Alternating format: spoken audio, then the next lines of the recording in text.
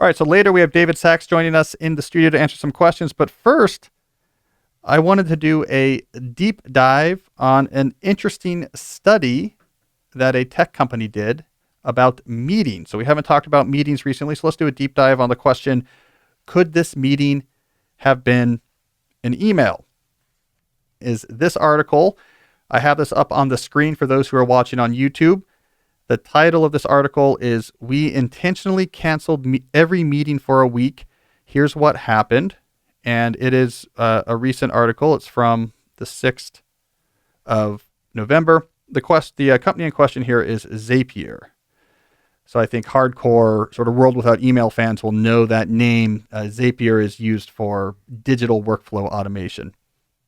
One of these cool nerd productivity companies. All right, so let me point out a few things from this company. First of all, I enjoyed the opening sentence of this article. It reads as follows: "I do my best work when I'm interrupted every 30 minutes for a meeting. Said no one ever." Now, that's just writing. That's a funny way to open an article. All right, so the author of this article goes on to talk about the types of meetings, so the ontology of meetings that pulls at her attention. This list includes project kickoffs, syncs, retrospectives, recurring team meetings, and one-on-ones. I don't even know what most of those terms mean, but it gives you some sense on the proliferation of meetings, especially within these type of high-tech knowledge work firms. So what they decided to try at this company, Zapier, was something they called Get Stuff Done Week, GSD for short. The quote here says, "The idea was that by moving from live calls to asynchronous communication, people could spend more time on deep work." I love the references, the commonplace references to deep work, because that means it's pervaded the cultural lexicon. And yes, get stuff done. All right, so this was the idea. They were going to just say, let's try this 1 week, basically no meetings. What are the logistics? They just encourage everyone. The leadership says everyone should cancel their internal meetings. So yeah, if you have client meetings, you'll have to do those. And move the conversations async instead. It's engineer talk for asynchronous. So instead of live back and forth, documents, email, task systems, etc. All right, they did this for 1 week. Here is some examples of what this particular person did to replace these meetings. So let's get specific. So she said, instead of her weekly one-on-one, which by the way, I don't even know what that is. Again, I've never had a real job, so a lot of this is sometimes new to me. But instead of her weekly one-on-one, she consolidated questions for my manager and sent them to her in a direct message on Slack. Okay, so I'm assuming a one-on-one is where you get together with your manager and say, what are we doing this week? Jesse's nodding his head. So I have that right? Yep. Okay. Instead of a project check-in, all team members shared their updates in the relevant Asana tasks. All right, Asana is a task board. I talk about task boards a lot in A World Without Email. A centralized, transparent place where all ongoing tasks can be seen, organized, and have relevant information attached to them. So Asana is just one of these task board systems that's liked by computer programmer types.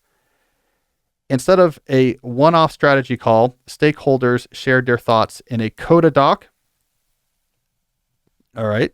I don't know what a Coda doc is, but I get what they're saying here is instead of let's just get on the call and talk about this particular new thing we need a strategy for, they instead wrote down their thoughts in some sort of shared document situation. And finally, instead of a project kickoff call, our project manager sent a Slack message that shared the project charter, timeline, and next steps. That's probably the most relevant information from those kickoff meetings anyway, so let's just get that information posted. Why do we have to spend 30 minutes talking about it? All right, so what was interesting here is this particular employee, who is not a manager, said, hey, this went well. I normally spend between 6 and 10 hours in meetings. So that's 6 or 10 hours she got back. But look at this. She says, from what I can tell, it was even more impactful for managers at Zapier who sometimes spend half their week or more in meetings.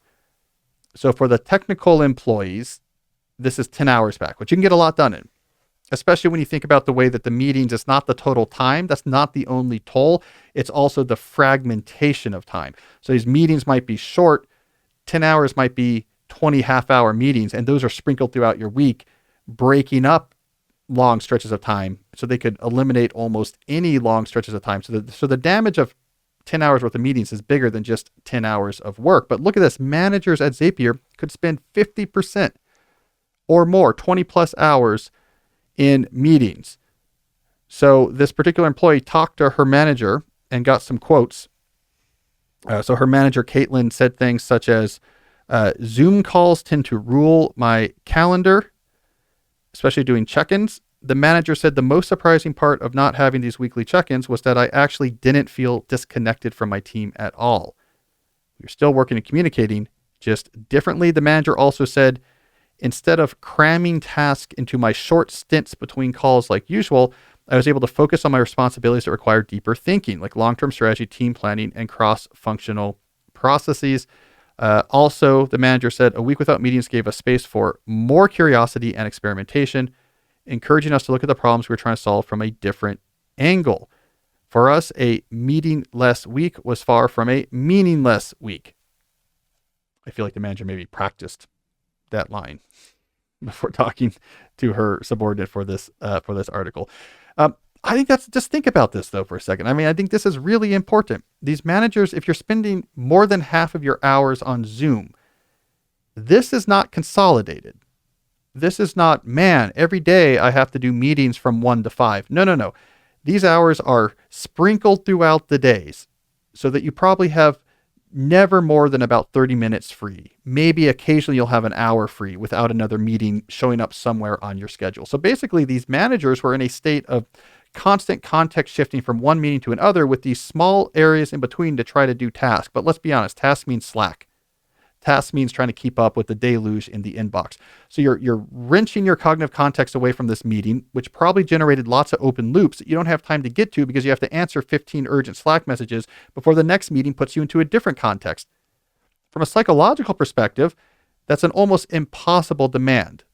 The exhaustion that would engender is going to be pronounced. And from a productivity perspective, it's got to be a terrible way to take these high power, highly trained minds and say, help us organize all of these brains at our organization and create new original things.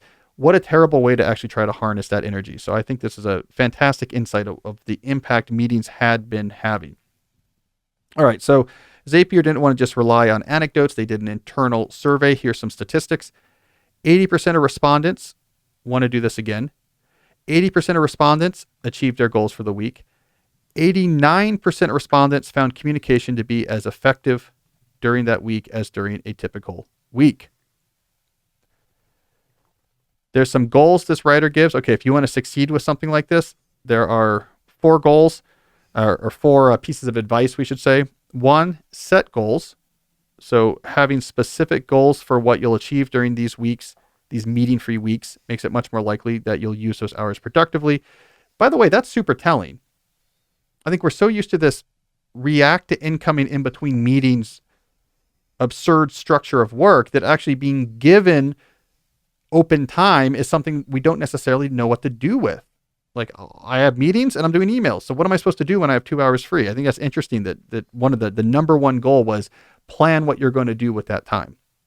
By the way, we have some advice here on this podcast for you, right, about how to plan your time. All right, piece of advice number 2, go async. So they're big on using asynchronous channels. So that's, where you write something, then someone else can come read it later. Future-proof your work is the 3rd tip. So she used extra hours to help put in place systems that in the future will make it easier to not have to use meetings. More on that in a second. And her 4th piece of advice is figure out which meetings matter. So actually do reflection. If you do one of these weeks, look back and say, what was really a problem that we missed? And what did I not miss at all? And so when you come out of it, if you're still going to have meetings in your schedule, you have some insight on which of those meetings to prioritize. All right, so I think that's an interesting insight into the reality of life in the sort of a modern high-tech knowledge work firm. I think it's an interesting insight into what happens when you step away from meetings. 90% of the employees at this company said nothing bad happened. And yet, I am sure Zapier is back to how things were before. And this gets to the broader issue with the type of advice I talk about, with the type of advice like a meeting-free GSD week. Why, if these ways of operating are universally beloved, way more effective, way less psychologically draining, why don't we do this more often? Why aren't these the standards? And I think the answer is because it's hard. Just rock and rolling with email, Slack, and being able to throw a Zoom invitation to anyone at any point is, in the space of possible productivity configurations, a low energy state. It is very easy. It does not take much energy. It's very flexible. The overhead of implementing that is very small because it's just on the fly, let's go. Organizations will collapse towards this low energy state unless there is a huge amount of external energy continually pumped into the organization to try to maintain an alternative configuration. The GSD week at Zapier was complicated. They used many more asynchronous tools, more structures were needed. They were talking about, in this one person's example, they were talking about annotating a Asana task. They were talking about these CODA documents. They're talking about an alternative kickoff procedure for new projects. None of this is easy, and it would require buy-in from the top down as well as from the bottom up, and a lot of consistent energy being put into this is how we do it now. We don't do these type of meetings. So it is easier to just be ad hoc. And I think we underestimate the power of easy. Easy is often bad. Easy is often inefficient. Easy often exhausts people. Easy is often a terrible way to make the most of the assets that a knowledge work company has, but it's also very, very difficult to dislodge. So to conclude this discussion, I wanted to throw in 3 random pieces of advice about meetings. We haven't talked about meetings a lot, so let me throw in 3 random pieces of Cal Newport meeting advice. I'll sort of throw this into the mix along with the advice given in this article we just reviewed. Number 1, to me, the overarching message of what they experienced at Zapier is that all regular collaboration needs a structured process that everyone understands and all relevant stakeholders had a hand in crafting. Structured process that says, here's how the collaboration happens. Here's the information. Here's how the information moves. Here's how decisions are made. These can be a pain to construct, but once constructed, can be way more effective than just saying, we'll throw in a Zoom meeting and email or Slack in between. So we saw some structured processes arise in this Zapier example. For example, the annotation of Asana tasks that are reviewed every day as opposed to having check-in meetings. The construction of a kickoff document with the project charter and goals, etc., that is uploaded to a particular tool called CODA instead of having a kickoff meeting. So these are structured collaboration processes. All regular collaboration, you should try to put in place a process like this that's very clear about here's how the interaction happens. And to the extent possible, the answer to that question should move away from unscheduled communication that requires you to check an inbox. As much as possible, this should move away from having large blanks of unstructured meeting time. We'll just figure it out when we all get on Zoom. You want more structure than that. My second piece of advice, to make any of this type of structured collaboration philosophies work, you need a catch-all. This is the biggest thing I saw missing from the discussion in the Zapier article, and probably the biggest source of friction that would bring an end to this GSD experiment if they try to just extend it week after week, is that there will be small things that pop up that require back and forth interaction that will probably be best dispatched if we could just talk. And if we're in a remote environment, we need to set up a meeting. And because it's hard to set up meetings that are less than 30 minutes, it's probably going to eat up 30 minutes of our time. So you need catch-alls for the ad hoc discussion requiring issues that will inevitably arise outside of your structures. And I think the best catch-all is office hours. Every day, every person has a clearly posted time.